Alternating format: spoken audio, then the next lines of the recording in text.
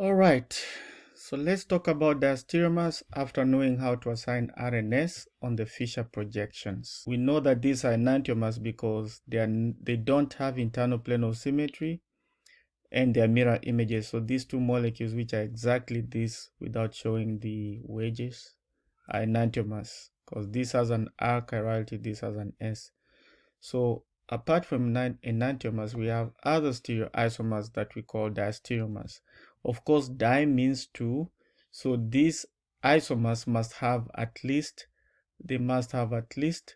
two chiral carbons. Okay, at least two chiral carbons, and that's what this says. This means they need to have at least two chiral carbons. That's why it's di. And they're stereoisomers because they're gonna have different relationships of R and S assignment. One difference you need to know is that while enantiomers are mirror images, diastereomers will not be mirror images. The common feature is that both of them are non-superimposable. Both of them cannot match one on top of the other, just like your palms, like I discussed in the other lecture. That's a commonality, but the difference is enantiomers will be mirror images, while the diastereomers will not be mirror images. We can also have diastereomers for alkenes, but I will not discuss that in this class. Now,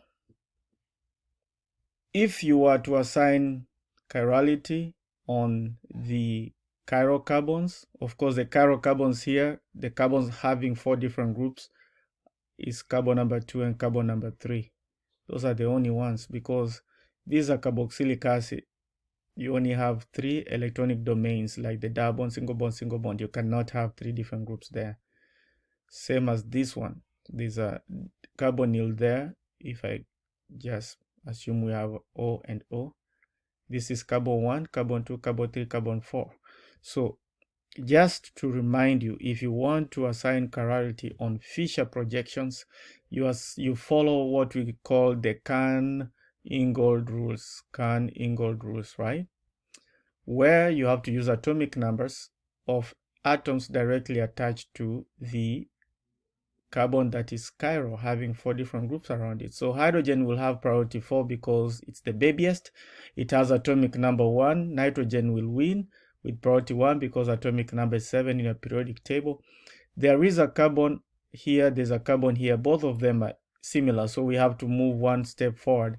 Notice that this carbon is bonded to 2 oxygens. So one will take this carbon as to have pretend it's bonded to 2 other oxygens because it's doubly bonded to an oxygen, and then you have another oxygen here. So you see this carbon right here is taken to be bonded to 3 oxygens in theory. This carbon is bonded only to 1 oxygen. So this carbon 1 will win over carbon 3. So we already assigned priority 1 and 4 in red. So this will be priority 2 and this will be priority 3. We followed Kahn-Ingold rules to assign the priorities. Now let's focus only on numbers 1, 2, and 3. So we are going counterclockwise. So it's an S when the smallest group is towards us. The rule is to assign the correct assignment, the smallest group must be away. The opposite of S chirality is R. The opposite of towards, it's away. So the true assignment here is an R, not S, because it's an S when the smallest group is facing us. The rule is that it should be away. The opposite of S is R. The opposite of towards is away. So that's why you see you have a 2R, which means if you assign the chirality here should be an R here. Now you assign the chirality here will be an S on carbon 2, here will be an S because that's 1, 2, 3, 4. And you can continue numbering. That's carbon 2, carbon 3, carbon 1, carbon 2, carbon 3, carbon 4. So I'll ask you to use exactly this slide to know how to assign the RNSs on the Fisher projections, because I'm going to ask you either in the quiz, in the test, or both. So now let's get back to diastereomers. We said you should have at least 2 chiral centers. That's what we have. We have the chiral centers on 2 and 3. And then for diastereomers, they should be non-mirror images. They're non-superimposable, but they're non-mirror images. For enantiomers, they're mirror images. So these two guys are mirror images. These are mirror images. You notice that there is no internal plane of symmetry, and then notice that the 2R is switched to 2S. The R or 3 is switched to an S. So basically, if you have 2R and 3R, those ones are switched to 2S and 3S. The chirality is switched. All chiral centers are switched. There's no internal plane of symmetry. The comparison between these two fissures is enantiomers. Now, what of diastereomers? Let's compare the first molecule, this fissure that has 2R. Okay, so let's say this one right here has 2R, and of course it has 3R, versus what we have here. And we are trying to compare the first and the third fissure. This one is a 2R and a 3S. 2R and a 3S. So the question is, what is the relationship between fissure projection 1 and fissure projection 3? You see that the second carbon chirality is kept constant, but the third carbon chirality is switched from an R to an S. So the relationship between these fissure projection 1 and 3 is diastereomers. So that's how you identify diastereomers. At least one chiral center is kept and the other one is switched. So diastereomers is where at least one chiral center is kept and the other one is switched. You get diastereomers. So which means it's true that if I'm to compare, let me choose a different color. Where is green? So if I'm to compare fissure projection 2 and fissure projection 4, I will just write their chirality. So the second carbon has an S for this one, the third carbon has an S, versus what you have on here. The second carbon has an S, the third carbon has an R. Again, one stereocenter is kept, the other one is switched. So the relationship between fissure projection 2 and fissure projection 4 is diastereomers. I think I've tried to explain this. Again, like I said before, it's not very obvious. You really have to practice. It takes a minute to master it. It takes some time to master it. So what is the relationship between these two molecules? Definitely, they're gonna be diastereomers, because again you have a 2S and a 3S for molecule 1, and then for molecule fissure projection 2 and fissure projection 3 is 2R and 3S. Again, one stereocenter is switched from S to R, the other one is kept. So again, these two are diastereomers. Okay, so structure 2 and 3 are diastereomers. Structure 2 and 4 are diastereomers. Structures, these two guys, these ones are enantiomers, because the R is switched to an S, the S is switched to an R. These are enantiomers. Structures 3 and 4 are enantiomers. Okay, enantiomers. So that's how you can tell them apart. Enantiomers will be mirror images. Diastereomers will not be mirror images. So, for example, if you look at fissure projection 2 and 3, these are not mirror images. If you put a mirror in between here, the image you'll see will not look like this, because now you see here, if this was to give an image, the hydrogen should be right here. Instead, we have an OH.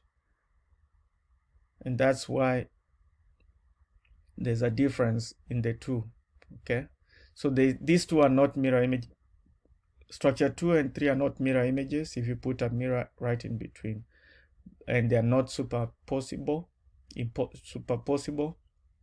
So they are not So they are diastereomers. That's what I wanted to say. Diastereomers should be non-superimposable and should not be mirror images. There are other compounds we call meso. If you assign the chirality of this original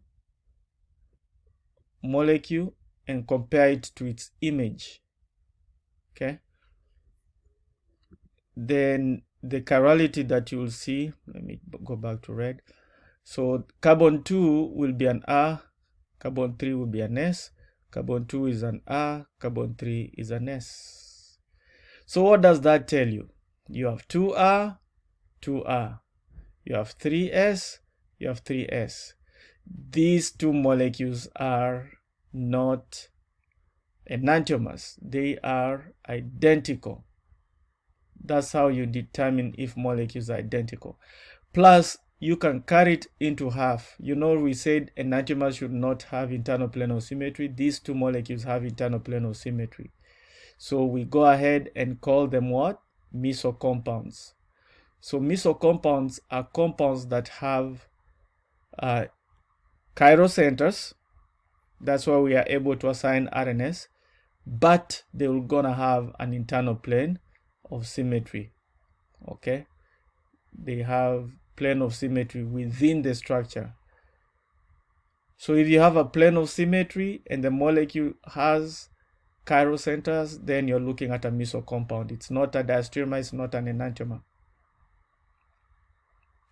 Okay, so these are mesocompounds. Now, what about this? These are still meso, because if you rotate the molecule, like along this bond, you're still gonna have the OH. You're gonna have the OH on the same side as the other OH. If you just rotate this lower part, the OH will be here, the hydrogen will be here, and then now you have internal plane of symmetry. So they are still meso. Okay. All right. So mesocompounds, they will contain multiple chiral centers. They might contain multiple chiral centers, and they might give you mirror images, but the problem is that they are superimposable. Right? They're superimposable because they can lie on top of each other. Like you can bring this molecule and slide onto the other molecule and get the same exact molecule. The key point here is to look for the plane of symmetry. That's the seller. If you see an internal plane of symmetry, you're looking at a mesocompound. Okay? This is a chiral center. That's a chiral center. So that's qualification number 1. You must have chiral centers, or what we call stereogenic center. Point number 2, you must have internal plane of symmetry. That's what will make it meso. Okay. Now, forgot to say, don't worry about the specific rotation. I told you don't worry about the rotation stuff. Okay, but you can at least see that the melting point of these two guys is 140. Same melting point. The melting point here is 170, melting point is 170. So you're looking at the same compound. Okay, because if they were different, then the physical property will be different. So they are meso. Now, the physical properties of diastereomers are different. You see here, mesocompounds have the same physical properties, but those properties will be different from the enantiomers and diastereomers of a similar structure. So the meso isomers will have different physical and chemical properties compared to other isomers. Which other isomers? Compared to enantiomers and diastereomers. Okay, so mesocompounds will have different physical properties compared to enantiomers and diastereomers, and the reason is because they have internal plane of symmetry.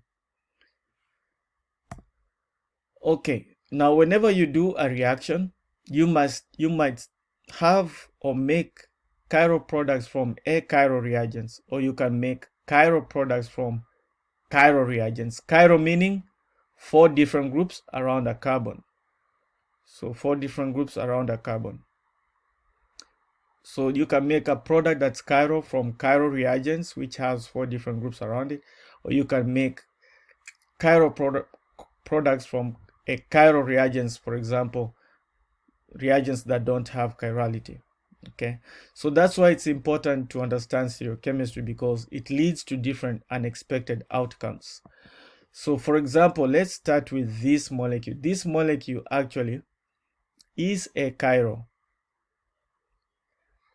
It's a chiral. You cannot assign it as EZ, because of course you see, if I cut the double bond across, there's no way we can assign priority onto these hydrogens. So it's achiral. If you do HBr addition and then follow Markovnikov addition, we talked about Markovnikov addition across the double bond, then the hydrogen of the acid goes where there's more, which is on this carbon. The Br will go on this carbon. So this will be the major.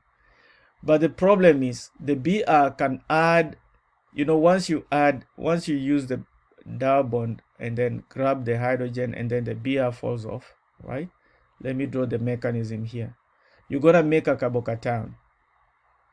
So let's say you take this hydrogen, this falls off, Markovnikov addition, you get a CH3. You had a CH2, now it's CH3. Plus sign is here, Br fell off. Now, the carbocation has trigonal planar geometry, right? It's trigonal and planar. So if it's planar, the Br could choose to attack from the top, and that's how you'll get this when Br attacks from the top, or the Br could choose to attack from the bottom, and that's how you get this product. You see, this means away or bottom, this means top. So the Br could approach from the top or the bottom. That's how you get these two products. Notice that these ones have different chirality. If I am to assign chirality, I will have to show the hydrogen away because this Br is already towards me.